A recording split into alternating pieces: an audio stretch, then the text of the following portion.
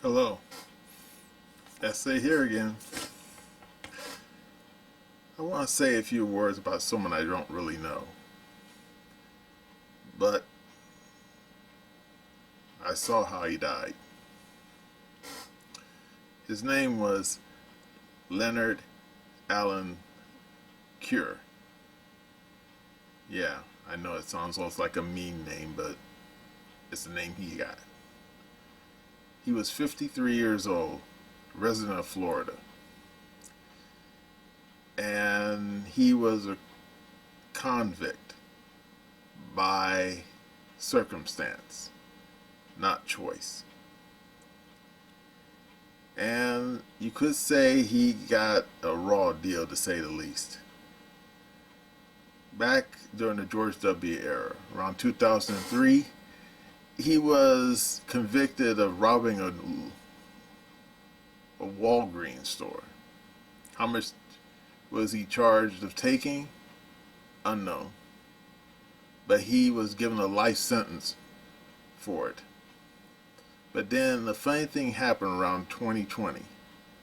The Innocence Project, those guys, they looked at his case and they found out that no, he wasn't the suspect. And he had an alibi that was ignored by the prosecutors. What was his alibi? A receipt from an ATM.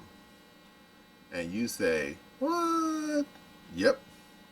Apparently, the prosecutors ignored it and sent him to the Hooskow.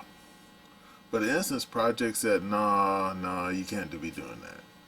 So they went to Ron DeSantis, that Ron DeSantis, and say, hey, give brother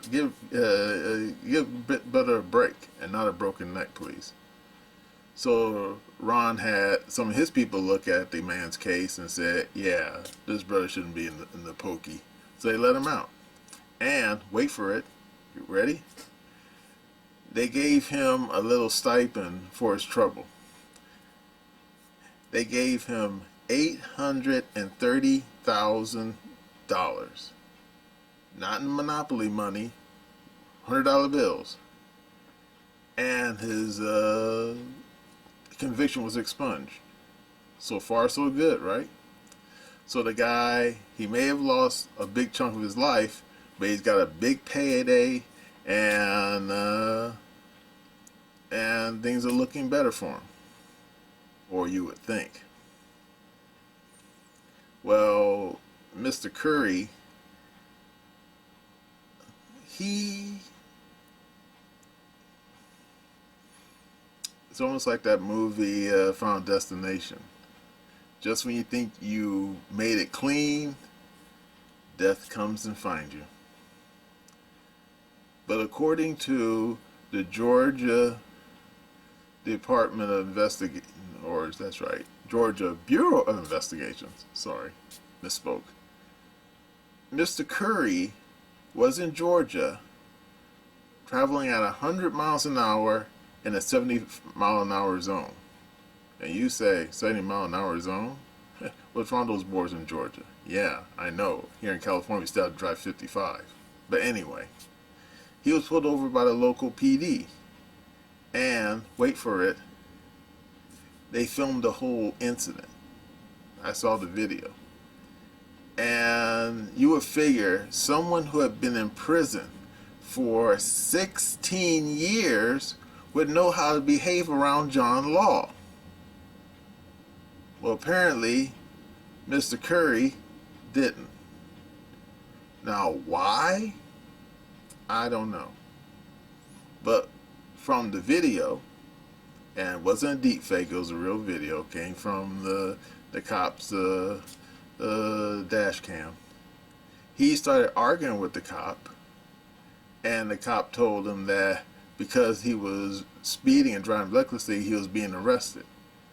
And then before you could say Muhammad Ali, George Foreman, Rumble in the Jungle, the two of them got to fighting. And he was winning the fight, Mr. Curry. And the deputy, first he tried to tase the man, didn't work, typical. Tried to use his folding baton, didn't work much either. So then the cop did the only thing he could do.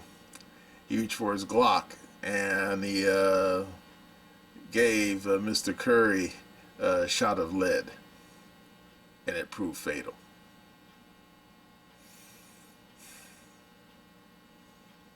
Mr. Curry, what we have here is a momentary lapse of reason.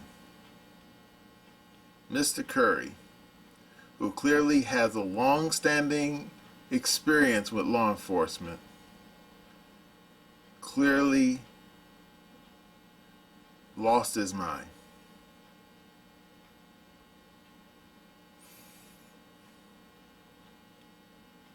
So now his family is going to a funeral. Now, of course, the mass media are trying to say, oh, it's another sign of the dreaded cops killing another black man in the street.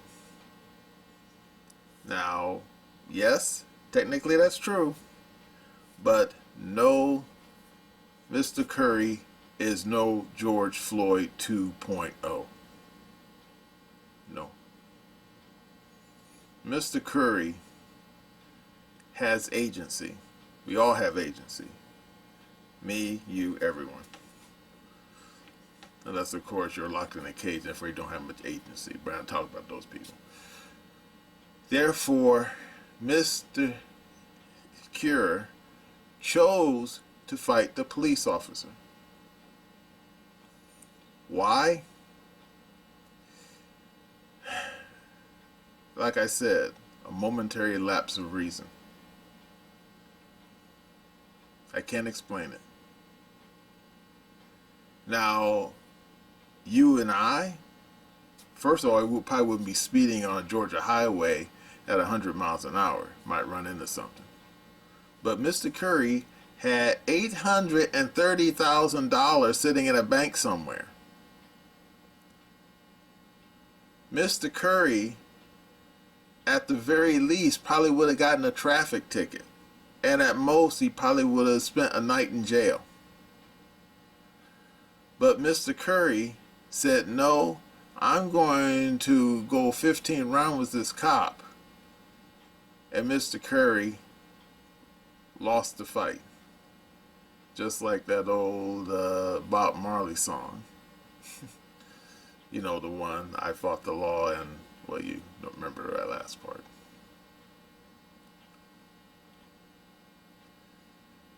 Mr. Curry, I keep calling him Curry, it's Cure, sorry, misspoke again. Mr. Cure,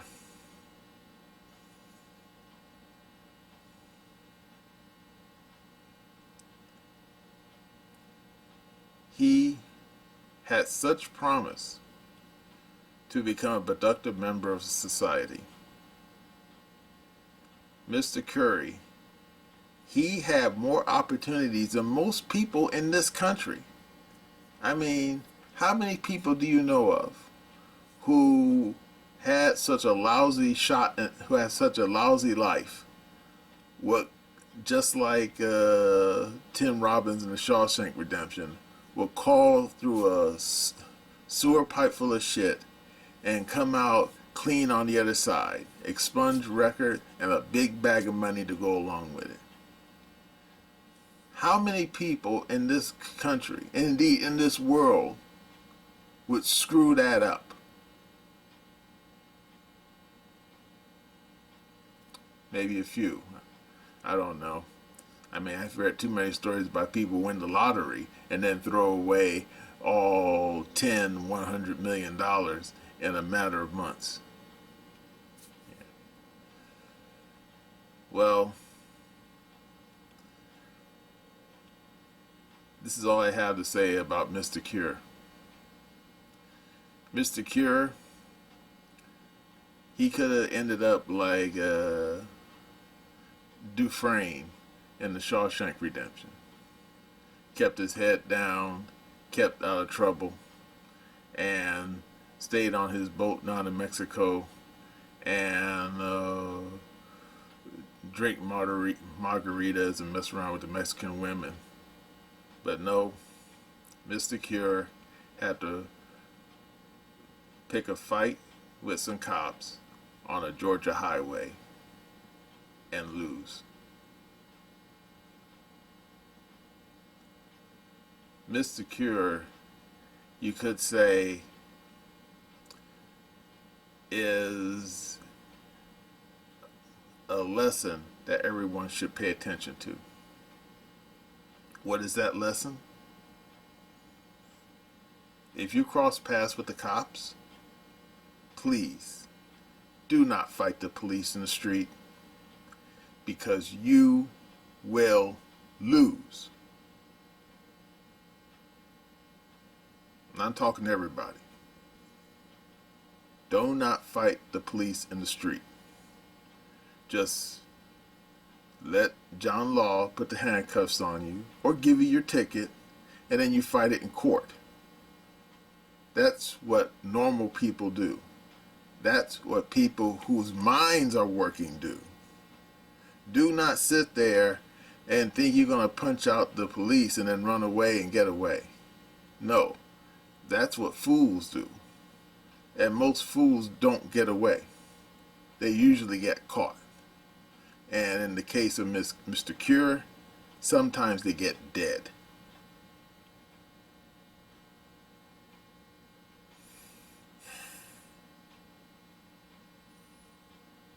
What a waste.